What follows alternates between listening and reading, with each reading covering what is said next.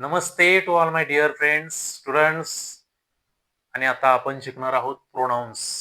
Generally जेव्हा कर्त्याची repetition आपल्याला टाळायची असते, कर्ता सब्जेक्ट, तेव्हा आपल्याला सर्वनामांचा म्हणजेच प्रोनाउनचा वापर करायचा असतो.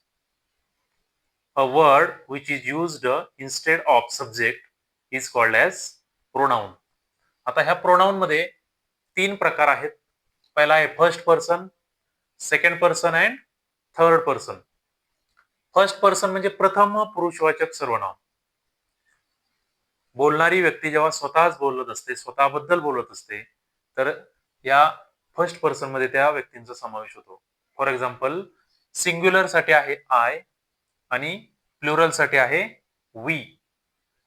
I am a teacher, I am a student, I am teaching now English grammar to my students.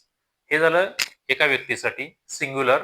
आणि जर अनेकांसाठी वापरायचं असेल, we are going to picnic, we are studying carefully, we are listening English grammar, आम्ही, मी आणि आम्ही, तर हे प्लुरल साठी आहे वी. हे झालं फर्स्ट पर्सन, बोलणारा स्वतः बोलत असेल तर. आता सेकंड पर्सन मध्ये येतं द्वितीय पुरुषवाचक सर्वनाम. आपण ज्याच्याशी बोलत आहोत, ज्या व्यक्तीशी आपण आपलं कॉन्व्हर्सेशन, संवाद चालू आहे, मग ती व्यक्ती एक असेल किंवा अनेक असतील, तर इथं सेकंड पर्सन मध्ये आपण पाहतोय सिंग्युलर मध्ये यू आहे आणि प्लुरल मध्ये सुद्धा यू आहे. मग दोनदा यू का बरं? तर पहिला यू आहे सिंगल साठी, you are my best friend, you are my colleague, you are my companion, you are my dear student. हे एका व्यक्तीसाठी आहे. आणि जेव्हा आपण अनेकांना उद्देशून बोलणार आहोत, त्यावेळेस तिथं हा प्लुरल मधला यू वापरायचा आहे.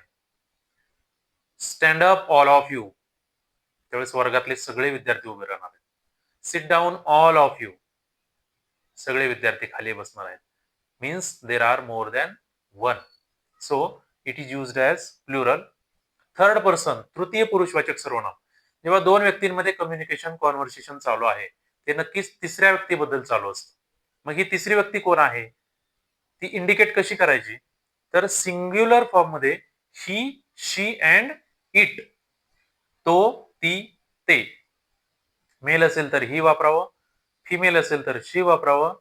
And if it is non living thing किंवा एनिमल्स आणि बर्ड्स यांच्यासाठी इट हे प्रोनाउन वापरलं जातं. And these three are in singular form, and if they are in plural forms, there may be they. तर तिथं आपल्याला they वापरायचं आहे. They are playing football, they are my team members, they are my students, they are my companions. सहकारी एक नसतो, अनेक असतात, म्हणून अनेक वचनेसाठी आहे दे. तर अशा पद्धतीने प्रोनाउन्स मध्ये आपण फर्स्ट पर्सन, सेकंड पर्सन आणि थर्ड पर्सन अशा तिन्ही प्रकारांमध्ये सिंग्युलर आणि प्लुरल फॉर्म साठी, सिंग्युलर साठी आय, प्लुरल साठी वी.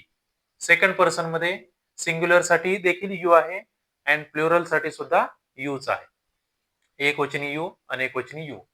अँड थर्ड पर्सन, तृतीय पुरुषवाचक सर्वनाम, ज्याच्याबद्दल बोललं जातं. सिंग्युलर साठी आहे he, she, it. He is my best friend, she is my daughter, it rains heavily. आणि